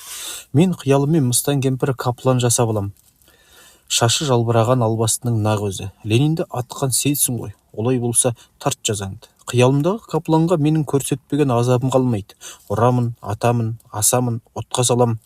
Енді аз жылда социализм орнайды, дейді Сағатбай. Колхозда жақсы-жақсы үйлер салынады, киім, тамақ көп болады. Социализмнен кейін коммунизм орнайды. Нағыз рақат өмір, міне сол. Тамақ та, киім де, дүние мүліктің бәрі де тегін болады. Дүкенде сатушы болмай ма? Болмайды. Менің көзіме есігі айқара ашық тұрған сатушы жоқ дүкен елестейді. Жұрт шыбап кіріп жатыр. Керек деген нәрселерін құшақ-құшақ алып жатыр. Жоқшылықтан көз ашпай келе жатқан мен байғұсқа коммунизм өте-мөте ұнайды. Орнаса тезірек орнаса екен деп арман етем. Коммунизм орнаған күні дүкенге бірінші боп барар едім. Бастан аяқ түгел жаңа киімдер алмақшымын. Қалта-қалтамды толтыра кәмпит салып алам. Еркімше тойып жеймін. Ешкім алма, жеме деп айтпайды. Өйткені коммунизм. Өзім қатты қызығатын Жанбосынның аяғындағы бұжыр табан қара бәтіңке бар емес пе? Бәлем, түстің бе қолға деймін де біреуін таңдап киіп алам. Және бірнеше парын үйге әкеп абдыраға салып қоям. Бұрын қолыма түспей ыза қылған үшін енді күн сайын жаңасын киіп шығатын болам. Коммунизмнің рахатын осылай көрмекшімін. Тепең. Менің масақшылық мамандығым тәмамдалды. Кішкентайсың, көлікке салмақ аз түседі. Тұлықтастың атына мінгізіп қойды. Қазіргі балалар тұлықтасты біле қоймайды. Бұл ұзындығы 1 метрдей жұмыр сүйретпе тас. Пострюмка арқылы аттың артына жегіледі де астық сонымен бастырылады. Қырманда 3 тұлық жұмыс істейді. Әр тұлықтың атының үстіне тепеңдеген бір бала. Қырманның қақ ортасына мая етіп шоқиытып үйген бау. Тұлықтас жегілген аттар сол маяны айналып желетті отырады. Ересек бір бала баудан тұлық жолына оқтын лақтырып шашып отырады. Дүниеде қарғыс атқан 2 жұмыс болса, оның бірі тұлықтастың атына міну. Жұмыс таңғы асқадан басталады. Тәтті ұйқыдан тұр деп зорлықпен тұрғызып алады. Шала ұйқы боп атқа қонғаннан түске дейін тыным таппайсың. Bir басқан ізіңе қайта айналып келіп жортақтайсың да отырасың. Бейне бір құдай қарғап мәңгіртіп тоқтаусыз зырылдатып қойған нәрсе тәріздісің. Біріңнің соңынан бірің тынымсыз айнала бересің, әрберден соң қажып мезі боласың. Басың айналып, көзің бұлдырап, төңірек бірге көшіп айнала бастайды. Сонда да тоқтамайсың. Астыңдағы атың жарау жүрдек ат болса ғанибет қой, арық жануар ат. Тепең-тепең тебінудің күшімен әрең жүреді. Екі саның салдырап талып кетеді. Мінгенің қиқы-шиқы жаман ер, тартпа үзеңгі бауың үзік-үзік жіп-шу бірдеңе. Отыруға жайлы емес. Тақымға батып, қажап, иттей қылады. Соның біріне де қарауға шамаң болмайды. Арық кежір аттың тоңқ-тоңқ еткен желісі келі түйгенмен бірдей. Шек қарныңды үзіп жібере жаздайды. Қатқыл ердің үстінде отыра беруге құйрық шыдамай кетеді. Жамбастап отырасың. Bir жамбасың талғанда екінші жамбасқа аунап, күйзеліп бітесің. Тепең-тепең тебіну, қамшылану, арық ат осының күшімен ғана жүреді. Титықтап әбден болдырғанда баспай қалады. Ұрмақ түгіл етінен ет кесіп ал, өлтір, екі құлағы салбырап, теңселіп құларман болады. Мал ол адам емес, қолық сұмдықты білмейді. Болдырғаны, әл қуатының біткені. Жылқыбай безбүйрек қатал адам, аттың болдырғанымен шаруасы болмайды. Жүргіз, деп ақырады. Қырманшы жүрмеген атты басқа ұрасың. Басқа ұрғаннан ат жасқаншақ болады. Кейін жай қамшылансаң да басын ала қашып тұрады. Көзіне қамшы тиіп соқыр болып қалған аттар бар. Сол тұлықтастың атына мінген кезімді ойлап отырсам, қазір де жүрегім солқ ете қалады. Ой, шаршаушы едік-ау. Атпен бірге сен де қашып болдырасың. Бел омыртқаң сырқырап, аяқ қолың салдырап, ерде отыра алмай кетесің. Жерге түсіп 1 сағат, жарым сағат бойы жазып жата кету қол жетпес арманың айналады. Адам ол мал емес, қулыққа басасың. Ат тізгінін босатыңқырап жіберемде, екі қолымды ішіме басып, бұралып қинала бастаймын. Ортада бау шашып тұрған қара сұр сұсты Жылқыбай: "Әй, не болды? Жүргіз. Немене, шешең есіңе түсіп кетті ме?" дейді. Ішім-ай, ойбай ішім. Ішіңе не болды? Бұрап ауырып барады. Қолық екен Жылқыбай бірден біледі. Оттамай жүргіз, дейді зекіп. Жылқыбай шын ауру болсаң да тыңдамайды. Жетатаңнан тартып боқтап, керек болса ұрып та жібереді. Қаршадай сенде әкесінің құны бардай-ақ қағып, қаныңды соғып, сөліңді алады. Мен Жылқыбайды тажалдай жек көруші едім. Кешке жұмыс соңынан екі аяғымыз талтаңдап жүре алмай қаламыз. Көзге ұйқы тығылып отырып, кешкі тамақты ішуге шамамыз әрең келеді. Тамағымыз талқан, кәдімгі қара талқан. Кішкене пияламен таңертең 1 пияла, түсте 1 пияла, кешке 1 пияла арпаның талқанын береді. О, қасиетіңнен айналайын қара талқан. Сен де мені тұлықтастың артық болмаса кем зығыр еткен жоқсың-ау. Сен де мені тұлықтастан артық болмаса кем зығыр еткен жоқсың-ау. Туғаннан көзімді сенімен аштым, аузым алғаш асқа талпынғанда апам бөкпен етіп талқан берген. Міне содан бері қарай сен, қара талқан, менімен ылғи да серіктесіп бірге жасап келесің. Қайда барсам айырылмас досымсың. Мен міне деп жарқырап алдымнан шығасың. Қыста да талқан, жазда да талқан, ертеде де талқан, кеште де талқан. Ана үйге барсаң да талқан, мына үйге барсаң да талқан. Талқан, талқан, талқан. Ақсуды талқанмен ішеміз, көжені талқанмен жасаймыз. Майға да қосылатын осы талқан, шайға да қосылатын осы талқан. Талкекеңді тамақ етудің тәсілі көп-ақ. Мәселен, сары майға немесе қаймаққа шылап жеу. Оған шекер сепсе тіптен абзал. Майға шыланған талқан шайнау тілемейді. Өңештен өзі-ақ сырғанап өтеді. Сүтке, айранға шылап жесе де ауыздан түсіп қалмайды. Талқанды тамақ етудің бұл айтылған бапты тәсілдері уақыты тапшы еңбек адамдар үшін жарамсыз.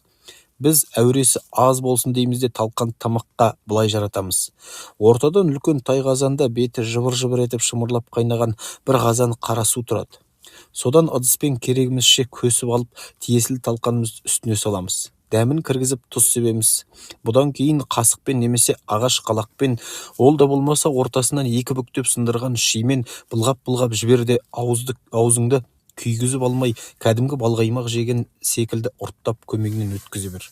Бұдан соң келесі пияла талқанға қалай да өлмей жетуіңе мен кепіл. Қырман мен ауыл арасы бір қауым жер, қонуға үйге жібермейді. Ертең бригадир айғай салған кезде ұшып-ұшып түрегелу үшін қырманның басына түнейміз. Ұйықтайтын төсегіміз қырман шетіндегі үймек сабанның іші. Соның төбесінен төмен қарай үңгіп, інге кірген суырша кіреміз де кетеміз. Мойнымызға топан түсіп, жыбырлатпас үшін жағамызды көтеріп қымтап аламыз. Сабан төсеніш, сабан жастық, сабан жамылға. Үңгірдің аузын ауа кіретіндей етіп, себездеп, бүркемелеп жауып қоямыз. Таң асқадан бригадир тұрыңдар деп сұңқылдай бастағанда оянып кетеміз. Ұйқының ең тәтті кез тұрғымыз келмейді. Дүниені өрт басып бара жатса да жата тұрғымыз келеді. Алда күні бойы атқа мініп тепеңдеу, жан қинау бар екенін ойлағанда жүректі қайғының уы көміп кеткендей болады. Бригадирмен қабаттасып айғайлаған қырманшы Жылқыбайдың зәрлі дауысы естіледі. Әй, жүгірмектер, тұрасыңдар ма жоқ па? Әне, ат келді. Тұрып аттарың тұстаңдар. Жылқыбайдың дауысы ұйқыны шайдай ашып жібереді. Енді жату қауіп. Ұшып тұрмасақ, бураша зіркілдеген Жылқыбай маяның үстіне шығады. Бізді аяғымен теуіп тұрғызады. Қайда тығылғаныңды таппаса, сабанға айыр сұққылайды. Айырдың ұшы біреуінің бір жеріне кіріп кетер деп сескенуді білмейді ол. Күн сайын осы. Күн сайын ұйқы қанбай мәңгүрт боп түрегелеміз. Аштық уайым емес, ұйқы уайым. Ұйқысы қанып бір ұйықтаған адамда арман бар ма екен дейміз. Құдайдан жауын тілейміз. Жауын жауса, жұмыс тоқтайды. Демалып жетісіп қаламыз. Қашан жауын басылғанша пырылдап ұйықтағанды білеміз. Бірақ жауын оңайлықпен жаумайды. Күн бұлттанып келеді де желдетіп, әлгінде жауар деп үміт еткен бұлттың бәрі басқа жаққа ауып кетеді. Сөйтіп бізді келекеткендей болады. Аспанның жарқырап келе жатқанын көргенде көңілді тағы да қайғы бұлты басады. Жауын бермеген Құдайдан енді ауру тілейтін едім. Шын ауырсам үйге қайтам. Төсек тартып жатқанды білем. Ұйқым мейлінше қанған болар еді. Ауру бірақ жоламайды. Тағы да тепең-тепең аттың үсті. Зырылдаушы шыр көбелек айналу. Жылқыбайдың сұмдығы. Жылқыбайдың арғы аталары дәулетті адамдар болған. Жылқыбай үш ағайынды. Ең кішісі Жылқыбай. Ата-баба дәулетінің бұларға сүзіле келіп, жұғын жұрнағы ғана бұйырған. Ана екі ағасы Жылқыбайдан гөрі малдырақ болып, кәмпеске кезінде малын айдап Қытайға қашқан. Жылқыбай колхозға дейін орта шаруа. Ағаларына ілеспей атамекенді сағалап қалып қойған. Жылқыбай колхозға бірден кіре қоймайды. Алғашында жекеше боп оқшау жүріп көреді. Ортақ өгізден оңаша бұзауым деп аз ғана дөңгелек шаруасын қанатының астына тығып ұстайды. Бірақ жекешеге төнген құрық көбейді. Жекешенің тынысы күннен күнге тарыла берді. Жер, су, бәрі колхоз меншігі саналып, Жылқыбайға аяқ басар жер қалмай бара жатты. Колхозға Жылқыбай тістеніп амалсыз кіреді. Бұрынғы кеудесіне нам піскен бай тұқымы енді кетпен күрек арқылаған қара құрық көптің біріне айналды. Бұрын Жықа деп тұратындар енді Жылқыбай, әй Жылқыбай дейтін болады. Жылқыбайдың түсінігінде заман азды, ел тозды. Жылқыбай бүгінде ішінде қыжылы бар шерменде. Жаңа құрылысқа көзін алартып, тісін басып қарайды. Күресерге дәрмен жоқ, іш қазандай қайнайдының нақ өзі. Міне осы себептерден де қырманшы Жылқыбай әрқашан ұрысқақ, тырысқақ.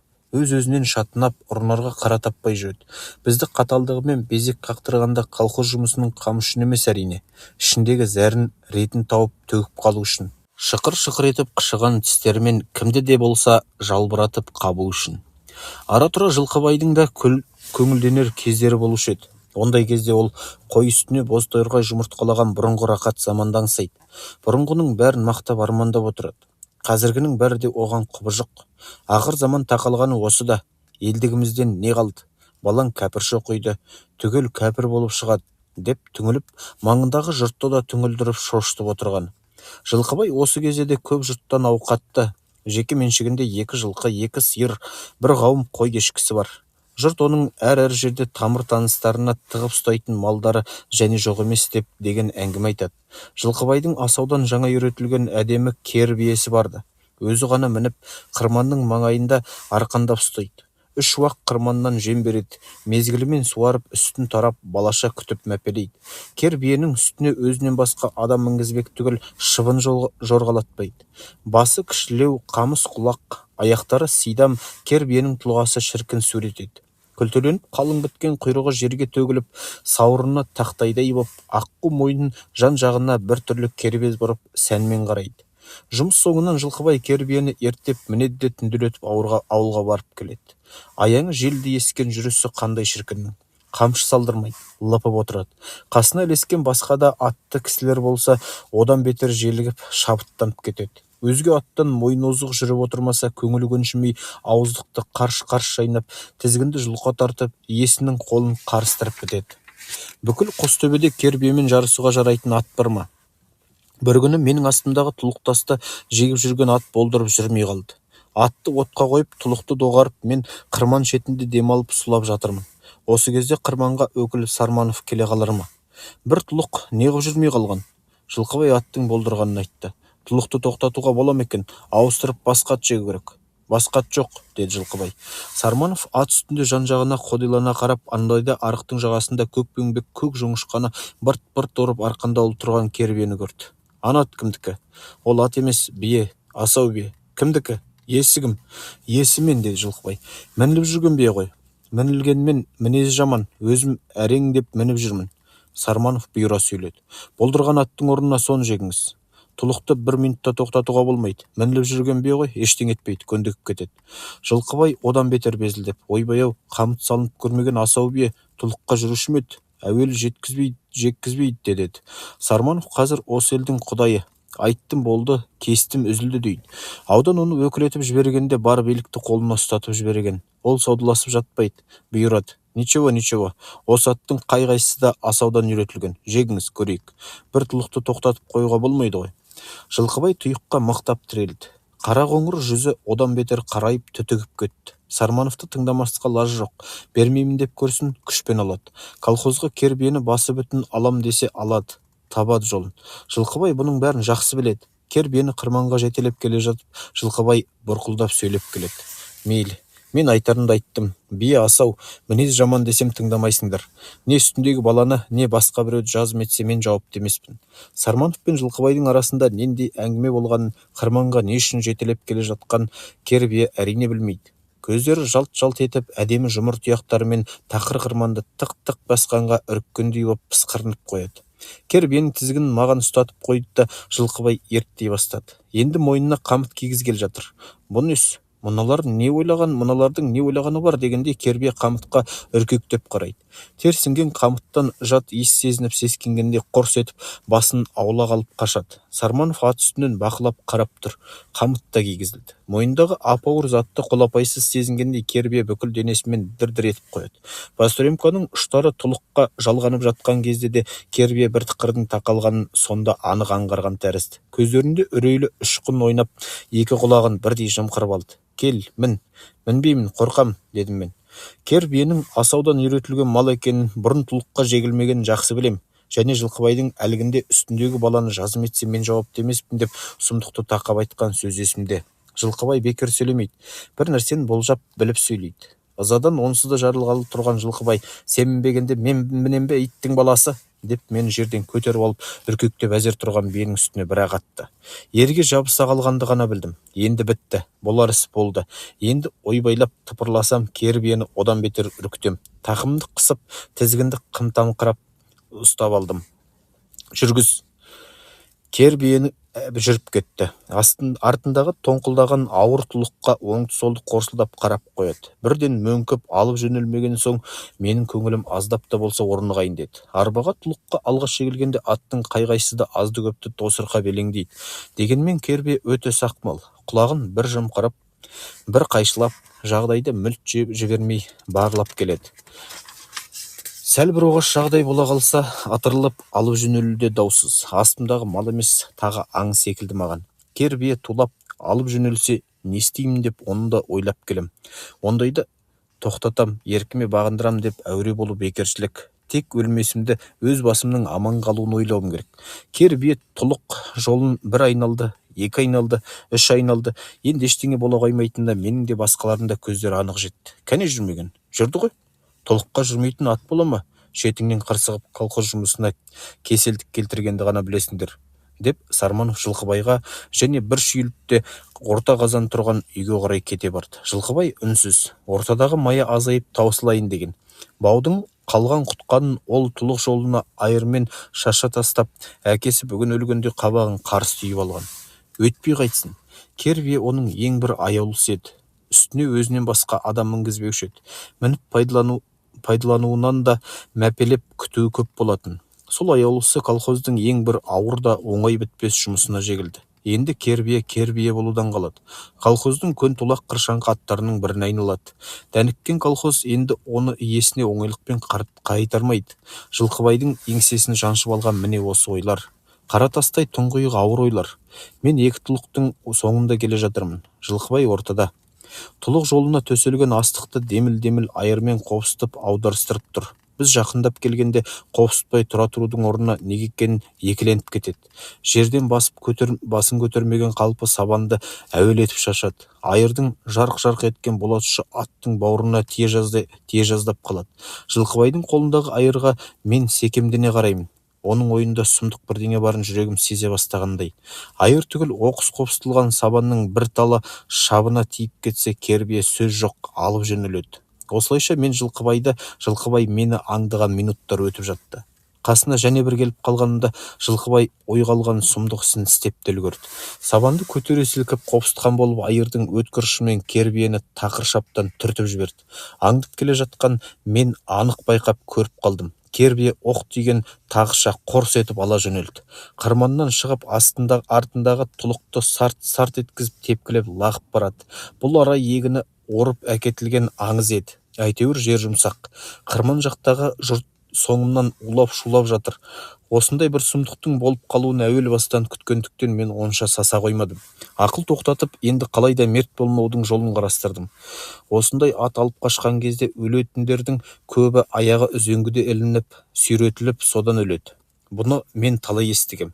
Екі аяғымды бірдей үзеңгіден шығарып алдым. Енді секіруге дайынмын. Артымдағы ауыл тұлық анда бір тиіп, мында бір тиіп дөңкілдеп келеді. Мен енді секірген кезде сол тұлықтың астына түсіп қалмауды ойладым. Зілдей тұлық зірк етіп салмақпен жаншып өтсе, күлше қылады. Құдай оңдап, дәл сол кезде тұлықтың бірдеңесі бырт етіп сынып кетті. Ауыр тас өз бетімен дөңгелеп барады. Кер бие одан құтылды. Тек шұбалған пострюмкалар ғана аяғына сарт оратылып, есі кеткен биені одан бетер шошытады. Ердің алдыңғы қасын екі қолыммен тірей ұстап, көтерілдім де тәуекел деп секірдім. Лақтырған тымақтай боп жұмсақ аңызға топ ете қалдым. Кер бие сенен де құтылдым ба дегендей артына бір қарап алып, пострюмкаларды артқы аяқтарымен шошына тепкілеп безіп барады. Қайда барса онда барсын, енді менің онда шаруам жоқ. Шіркін, адам қиялындай ұшқыр не бар екен? Аттан секірер шақта бас аяғы бірнеше секундтың ішінде мен талай нәрсені ойлап үлгердім. Құлаған кезде аяғым не қолым шығып, онша көп қирап қалмай шамалы зақымдансам, сонда үйге барып біраз күн демалыс алып тынығар едім деймін. Қанбай жүрген ұйқым мейлінше қанар еді.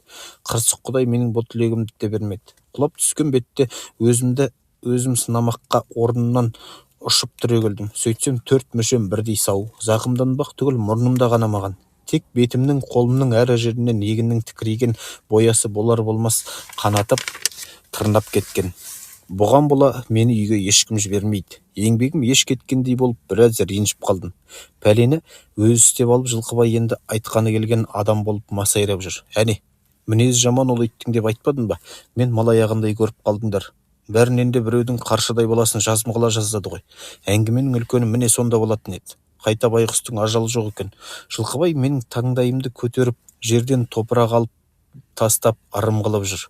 Жылқыбайдың сұмдық ісі өзінің пайдасына шешілді. Кер биені ол тұлықтан құтқарып алды. Шошып, әдет алып қалған мал енді қамытқа өзі де жоламайды.